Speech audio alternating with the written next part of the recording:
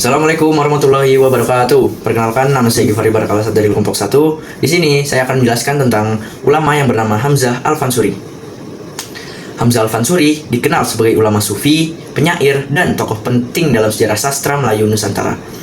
Hamzah Al-Fansuri lahir di Kota Barus, yaitu di kawasan pantai barat Sumatera yang biasanya dijadikan pusat perdagangan dan pendidikan Islam.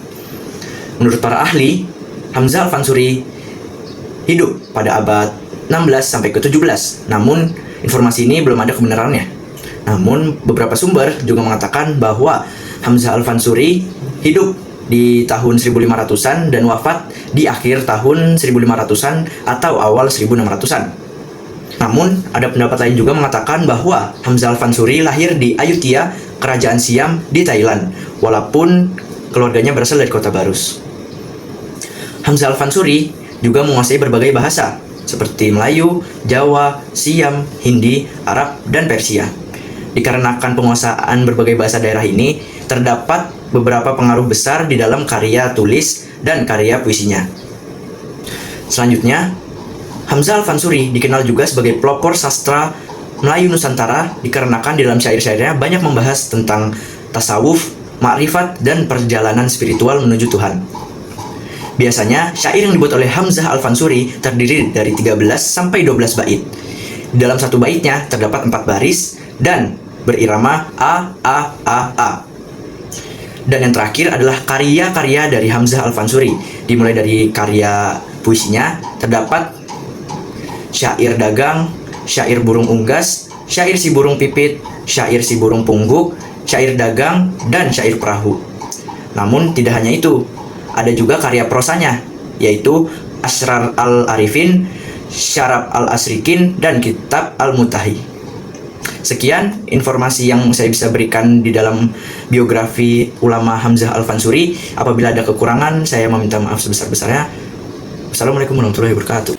Saya Akmal, saya akan menjelaskan siapa itu ulama Muhammad Sholeh bin Umar Al-Samarani. Kiai Sholeh Darat memiliki nama lengkap Al-Alim Al-Alamah Syekh Muhammad Sholeh bin Umar Al-Samarani Al-Jawi Asy-Syafi'i. Beliau lahir sekitar tahun 1820 Masehi di Gunung Cumpleng, Mayang, Jepara. Meskipun ada sumber lain yang menyebutkan kelahirannya di Desa Ngoroto. Julukan Sholeh Darat diberikan karena beliau menetap dan mengajar di daerah Darat Semarang. Ayah beliau, Kiai Umar, merupakan seorang ulama penjuang sekaligus orang kepercayaan Pangeran Diponegoro.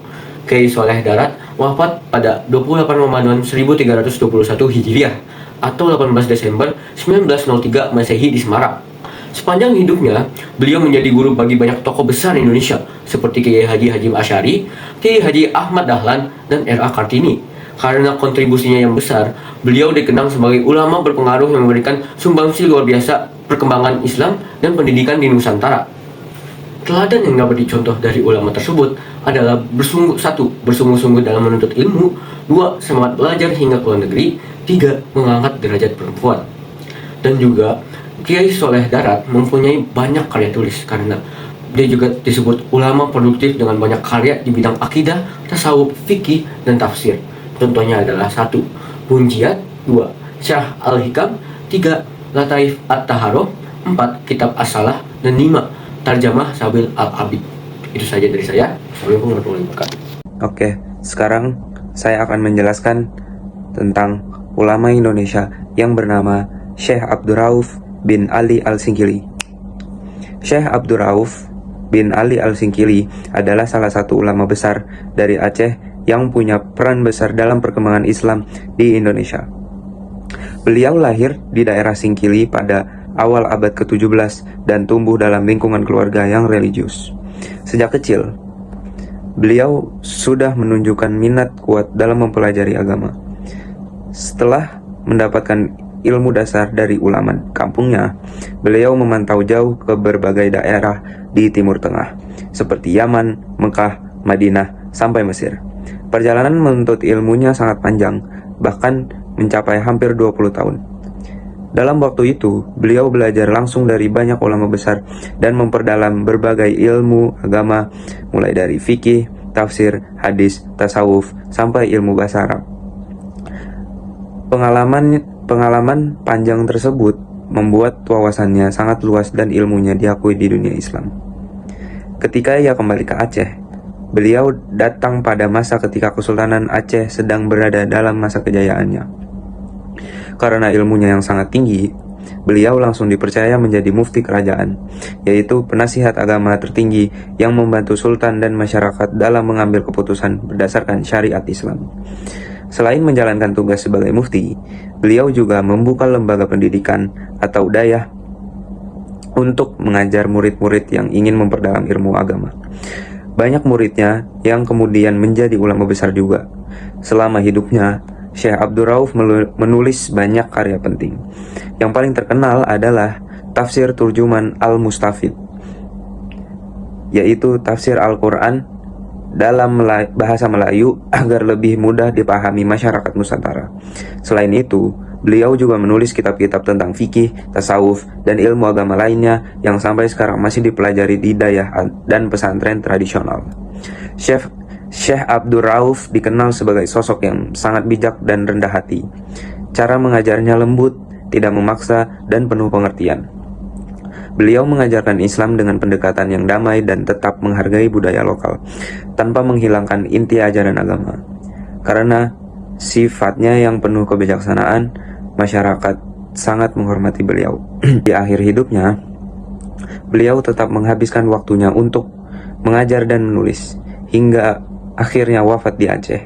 Walaupun sudah lama tiada, ilmu dan ajaran beliau masih terus hidup melalui karya-karyanya dan murid-muridnya. Beliau dikenang sebagai salah satu ulama besar di Nusantara yang memberikan pengaruh besar dalam penyebaran Islam dan pendidikan agama di Indonesia. Sekian dari saya, kurang lebihnya mohon maaf. Bismillahirrahmanirrahim. Saya Fahri, saya akan menjelaskan mengenai ulama Abdul Samad Al-Palimbani. Abdul Samad Al-Palimbani lahir sekitar tahun 1704 Masehi di Palembang. Beliau berasal dari keluarga ulama. Ayahnya bernama Syekh Abdullah bin Abdul Karim, seorang ulama yang Melayu yang pernah tinggal di Kedah, Malaysia. Nah, lalu sejak muda Abdul Samad dikenal tekun dalam belajar agama. Ia kemudian pergi merantau ke Mekah dan Madinah. Di sana ia memperdalam ilmu tasawuf, fikih, hadis, dan berbagai disiplin ilmu Islam lainnya. Beliau hidup di dua dunia, yaitu dunia keilmuan yang mendalam sekaligus dunia perjuangan karena ia mendukung semangat jihad melawan penjajah. Nah, lalu ia juga memiliki beberapa karya tulis dan yang paling terkenal adalah Hidayatus As-Salikin, sebuah penjelasan tentang tasawuf berdasarkan pemikiran Imam Al-Ghazali. Nah, kitab ini membahas bagaimana caranya menyucikan hati, memperkuat akhlak, memperkenalkan diri, mendekatkan diri kepada Allah melalui ibadah yang benar. Nah, dari Abdul Samad Al-Palimbani kita dapat mempelajari beberapa keteladanan, yaitu yang pertama, semangat belajar yang tinggi. Beliau rela menempuh perjalanan jauh dari Palembang ke tanah Hijaz demi menuntut ilmu. Lalu keikhlasan dalam berdakwah, karya-karyanya ditulis untuk memperbaiki akhlak umat Islam. Lalu keberanian dalam penjajah. Meskipun berada di luar negeri, beliau tetap menulis karya untuk membangkitkan semangat jihad rakyat Nusantara. Nah, lalu yang terakhir ada ketekunan dan kedalaman ilmu. Beliau dikenal sebagai ulama yang menggabungkan ilmu fikih, tasawuf, dan akhlak dengan seimbang. Nah, kesimpulan dari Abdul Samad Al-Palimbani adalah ia adalah ulama besar dari Palembang yang memberikan kontribusi besar dalam bidang tasawuf dan perjuangan melawan penjajah. Melalui karya-karyanya, beliau mengajarkan bahwa seorang muslim harus memiliki akhlak yang baik, ilmu yang kuat, dan semangat perjuangan untuk membela kebenaran. Semoga Allah memberikan kita untuk bisa meneladani ilmu, akhlak, dan perjuangan seperti beliau. Kurang lebihnya mohon maaf. Wassalamualaikum warahmatullahi wabarakatuh.